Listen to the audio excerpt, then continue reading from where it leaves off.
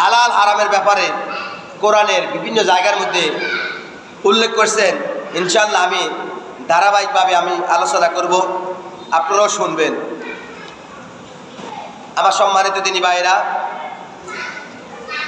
হারাম উপার্জন 6টি ক্ষতি দুনিয়া থেকে শুরু হয়। যারা হারাম উপার্জন করে যারা দুনিয়াতে চলবে, আর এই দুনিয়াতে তাদের জন্য 6টি ক্ষতি আছে। কয়টি ক্ষতি? কয়টি ক্ষতি বলেন? সবাই বলেন, কয়টি ক্ষতি? আমার সম্মানিত দিনী ভাইয়েরা, যারা হারাম উপার্জন করবে, হালাল হারাম বেঁচে চলবে না, তাদের জন্য এই দুনিয়াতে 6টি ক্ষতি আছে। 1 নম্বর হলো হারামে কোনো বরকত নেই। যারা হারাম উপার্জন করবে এই দুনিয়াতে, এই পৃথিবীতে, এই জমিনে, তাদের ইনকামের মধ্যে কোনো বরকত নেই। আর যারা হালাল উপার্জন করবে, দিন মজুর, দিন আনে দিন খেয়ে থাকে, তাদের ইনকামের মধ্যে আল্লাহ তাআলা বারাকা দান করবেন। আমার সম্মানিত দিনী ভাইয়েরা, এখানে হারামের কাছে যাওয়া যাবে না, যেহেতু হাদিসে রাসূল বলেন, লা ইয়াদখুলুল জান্নাতা জাসাদুন গুজিয়া বিল হারাম, হারাম ভক্ষণকারী শরীর বেহেশতে প্রবেশ করবে না। যাদের দেহের মধ্যে, যাদের শরীরের মধ্যে, পুরুষ হোক মহিলা হোক, আলেম হোক, যত বড় বড় লোক হোক না কেন, যত নিম্ন শ্রেণীর ব্যক্তি হোক না কেন, কোনো ব্যক্তির দেহের মধ্যে যদি হারাম উপার্জনের যদি টাকা থাকে বা সম্পদ থাকে, তাদের ওই দেহটা, ওই শরীরটা জান্নাতের মধ্যে প্রবেশ করবে না। তাহলে আমরা মুসলমান, অথচ হাদিস দ্বারা প্রমাণিত আমরা জান্নাতে যাইতে পারবো না। তাহলে এই দুনিয়াতে থাকি কি লাভ বলেন তো? আল্লাহ তাআলা অল্প কয়েকদিনের জন্য, কয়েক সেকেন্ডের জন্য আশরাফ আলী থানভী রহমতুল্লাহ আলাইহি একটা মেসাল দিয়েছেন। মানুষের হায়াত এতটুকু, মানুষের হায়াত এতটুকু। একটা গ্লাসের ভিতরে আপনি যখন পানি রাখবেন, আর এই গ্লাসের ভিতরে আপনার একটা আঙ্গুল যখন ঢুকাবেন, আর আঙ্গুলটা ঢুকানোর পর যখন আপনি উঠাবেন, আর এই আঙ্গুল থেকে যে পানির ফোঁটাটা পড়বে, এই পানির ফোঁটাটা যতক্ষণ পর্যন্ত পড়বে, এই পর্যন্ত আপনার হায়াত। এখানে আমার সম্মানিত দিনী ভাইয়েরা, এই দুনিয়াতে আজ আছে কালকে নাই। 40, 50, 60, 70 বছর হায়াত পেয়ে কেন আমরা আমাদের পবিত্র দেহটাকে কেন আমরা হারাম বানাবো? এখানে আমার সম্মানিত দিনী ভাইয়েরা, আমরা হারামের কাছে যাব না। সব সময় আমরা চেষ্টা করব হালাল ইনকাম করে নিজের জীবন যাপন পরিচালনা করার জন্য। হারাম থেকে সব সময় আমরা বেঁচে থাকবো, যেহেতু আল্লাহ তাআলা বলেন, আহাল্লাল্লাহুল বাইয়া ওয়া হাররামার রিবা, আল্লাহ তাআলা ব্যবসাকে হালাল করছেন আর সুদকে আপনি হারাম করছেন। সুদের দ্বারা কাছে আমরা যাব না, হারামের দ্বারা কাছে আমরা যাব না, ইনশাআল্লাহ। সবাই বলেন ইনশাআল্লাহ। আমার সম্মানিত দিদি ভাইরা, যারা হারাম সম্পদ উপার্জন করবে এই পৃথিবীতে, এই জমিনের মধ্যে, তাদের জন্য 6টি ক্ষতি। 2 নম্বর হলো, 6টি ক্ষতির মধ্যে 2 নম্বর হলো হারাম উপার্জন মানুষকে ধ্বংস করে ফেলে। যারা হারাম উপার্জন সম্পদ অর্জন করে, তাদেরকে অল্প কয়েকদিনে এই সম্পদ ধ্বংস করে ফেলে, ধ্বংস হয়ে যায়, বিভিন্ন মুসিবতের মধ্যে পড়ে যায়। কার হুকুমে? আল্লাহ তাআলার হুকুমে। হঠাৎ দেখবেন আপনি বিপদে পড়ে গেছেন, ধ্বংস হয়ে গেছেন। 2টা চোখ যখন বন্ধ হয়ে যাবে, তখন বুঝবেন এই পৃথিবীটা কি। এখানে আমার সম্মানিত দিনী ভাইরা, আপনি মনে করছেন আপনি ইনকাম করতেছেন, আপনি খাইতেছেন, আপনার পকেটে সবসময় 20, 30, 50 হাজার টাকা আছে, হারাম উপার্জনের টাকা। আপনাকে যে কোনো মুহূর্তে আপনাকে আল্লাহ তাআলা ধ্বংস করে ফেলবে। কি করে ফেলবে বলেন? ধ্বংস করে ফেলবে। এখানে হারাম সম্পদ উপার্জন করা যাবে।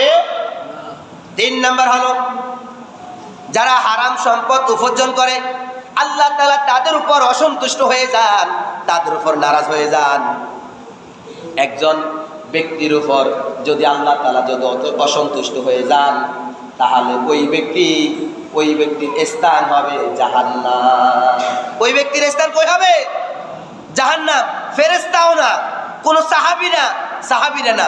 এই পৃথিবীতে আব্বা আম্মা যদি আপনার উপর যদি অসন্তুষ্ট হয়, আপনি যদি আব্বা আম্মার খোঁজ খবর না নেন, কোনো সমস্যা নেই। কিন্তু আমার আল্লাহ তাআলা যদি আপনার উপর আমার উপর হারাম সম্পদ উপার্জন করার কারণে আপনার উপর আমার উপর যদি অসন্তুষ্ট হন, তাহলে বলেন তো আপনার স্থান কই হবে? জাহান্নাম। কই হবে? জাহান্নাম। আমার আল্লাহ আপনার উপর আমার উপর অসন্তুষ্ট হক, এটা কে কে চান না? তার হাত তুলেন। কে কে চান না? আমরা কি চাই? তাহলে আমরা হাত তুলি না কেন? হাত তুলেন, সব হাত তুলেন। আমরা চাই না আমার আল্লাহ আমাদের উপর সবসময় সন্তুষ্ট থাকুক, আমরা এটা চাই। তাহলে আল্লাহ তাআলা যদি আমাদের উপর যদি সন্তুষ্ট থাকে, আমাদের স্থান কই হবে? জান্নাত। আমার সম্মানিত দিনী ভাইয়েরা, 4 নম্বর হলো যারা দুনিয়াতে হারাম সম্পদ উপার্জন করবে, রাসূল সাল্লাল্লাহু আলাইহি ওয়াসাল্লাম তাদেরকে সব সময় সর্বাবস্থায় অভিশাপ দিয়ে থাকে। রাসূল সাল্লাল্লাহু আলাইহি ওয়াসাল্লাম তাদের উপর অভিশাপ দিয়ে থাকেন। আগে বলছেন আল্লাহ তাআলা তাদের উপর অসন্তুষ্ট হন, এখন কিন্তু রাসূলের কথা এসেছেন, রাসূল সাল্লাল্লাহু আলাইহি ওয়াসাল্লাম অসন্তুষ্ট হন। আমার রাসূল আপনার উপর আমার উপর অসন্তুষ্ট হোক, এটা কি চাই আমরা? আমরা চাই না। যেহেতু রাসূলের সুপারিশ অনুযায়ী প্রত্যেকটা ব্যক্তি জান্নাতে প্রবেশ করবে। রাসূলের সুপারিশ অনুযায়ী কি প্রত্যেকটা ঈমানদার বান্দারা কই প্রবেশ করবে বলে? জান্নাতে প্রবেশ করবে। আমার রাসূল আমাদের উপর অসন্তুষ্ট থাকুক, আমরা এটা চাই না। আমরা এটা কি চাই না। আমার সম্মানিত দিনী ভাইয়েরা, যারা এই পৃথিবীতে এই জমিনে যারা হারাম সম্পদ যারা উপার্জন করবে, হালাল হারাম যারা বেঁচে চলবে না, আল্লাহ তাআলার হুকুম এবং আহকাম মেনে চলবে না, তাদের জন্য এই দুনিয়াতে 5 নম্বর ক্ষতি হলো কবরের শাস্তি। কবরের প্রত্যেকটা মুমিন বান্দা যখন বান্দাদেরকে যখন কবরের মধ্যে যখন রাখা হবে, রাখার সাথে সাথে 40 কদম যখন চলে আসবে, আসার পরে ফেরেশতারা তার আমলনামা নিয়ে তার সামনে হাজির হবে। ফেরেশতারা বলবে, দেখেন আপনার আমলনামা নিয়ে আমি আপনার সামনে হাজির হয়েছি। তখন প্রত্যেকটা ব্যক্তির হাতে তার আমলনামা দেওয়া হবে। দেওয়ার পর তার আমলনামার মধ্যে সে দেখবে লেখা আছে অমুক তারিখে অমুক টাইমে সে একজন ব্যক্তির কাছ থেকে জুলুম করে হারাম সম্পদ উপার্জন করে 1 লক্ষ টাকা ইনকাম করছে। ডাইরেক্ট লেখা থাকবে, ডায়েরির মধ্যে কি লেখা থাকবে। এখন আপনি বলবেন, হুজুর আমি তো নিজের নামে নিজে লিখতে পারি না, আমি কিভাবে পড়বো? অটোমেটিক আপনি পড়তে পারবেন। আপনি আরবি জানেন না তো? জান্নাতের ভাষা কি বলেন তো? আরবি। জান্নাতের ভাষা কি? আর আমাদের কোরআন শরীফ কি? আল্লাহ তাআলার বিধান কি? আরবি। আপনি আরবি জানেন না, আপনি যখন নেককার বান্দা হবেন, জান্নাতি হবেন, তখন আপনি আরবিতে কথা বলতে পারবেন। সৌদি আরবে দেখেন, আমাদের দেশের যখন গন্ডা মূর্খ নিজের নাম নিজে পড়তে পারে না, আলিফ পর্যন্ত শুদ্ধ করে পড়তে পারে না, 6 বছর যখন বিদেশ করে যখন বাড়িতে আসে, দেখবেন আপনার সাথে আরবিতে কথা বলবে। আপনার সাথে কি আরবিতে কথা বলবে। তখন আপনি হা করে আপনি শুনবেন, কিরে কি কয়, কিরে কি কয়, আমার এলাকার ও মুখে না, হ্যাঁ সে তো নিজের নামও নিজে লিখতে পারে না, আর আমি এলাকার এত শিক্ষিত লোক, আমি তার ভাষা বুঝি না। এখানে আমার সম্মানিত দিনী ভাইরা, যখন একজন ব্যক্তিকে যখন কবরে রাখা হবে, তখন তার আমলনামা তার হাতের মধ্যে দেওয়া হবে। তার আমলনামার মধ্যে ডায়েরির মধ্যে লেখা থাকবে, এই পৃথিবীতে তুমি হারাম সম্পদ উপার্জন করছো, দেখো এটার কারণে তুমি আজকে কবরের শাস্তি ভোগ করতে হবে। কবর আপনার প্রথম মঞ্জিল কি বলেন তো? কবর। প্রথম মঞ্জিল কি? কবর। কবরের পরে হাসর, মিজান, ফুলসিরাত, পার্ট বাই পার্ট অনুযায়ী আপনার শাস্তি হবে। সর্বপ্রথম ইন্ট্রোডাকশন, মুকাদ্দমা, শুরুতে আপনার কবর, কবরের মধ্যে আপনার আগে শাস্তি হবে। তাহলে শুরুতে যদি আমার শাস্তি হয়, শেষে কি হবে? শেষে কি হবে আমরা কি কখনো একটু চিন্তা করছি? আসুন আমরা হারাম থেকে আমরা বেঁচে থাকবো ইনশাআল্লাহ। 6 নম্বর হলো আখিরাতের শাস্তি।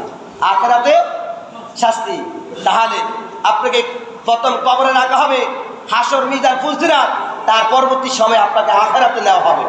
আর ওই আখিরাতের মধ্যেও আপনাকে শাস্তি দেওয়া হবে, কঠিনভাবে আপনাকে শাস্তি দেওয়া হবে। কেন?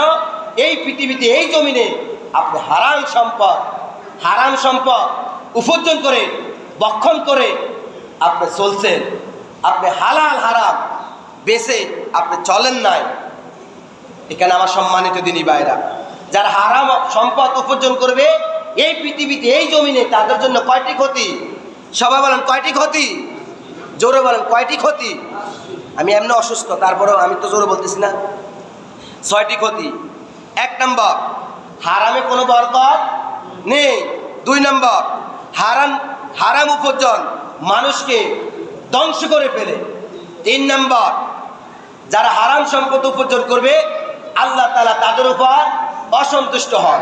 4 নম্বর, যারা হারাম সম্পদ উপার্জন করবে রাসূল সাল্লাল্লাহু আলাইহি ওয়াসাল্লাম তাদের উপর অভিশাপ দিয়ে থাকেন। 5 নম্বর, কবরের শাস্তি। 6 নম্বর, আখিরাতের শাস্তি। আল্লাহ পাক রব্বুল আলামিন আমাদের সবাইকে এই ধরনের অপকর্ম, হারাম সম্পদ উপার্জন থেকে আমরা সবাই যেন বেঁচে থাকতে পারি, আল্লাহ তাআলা আমাদের সবাইকে সেই তৌফিক দান করুন।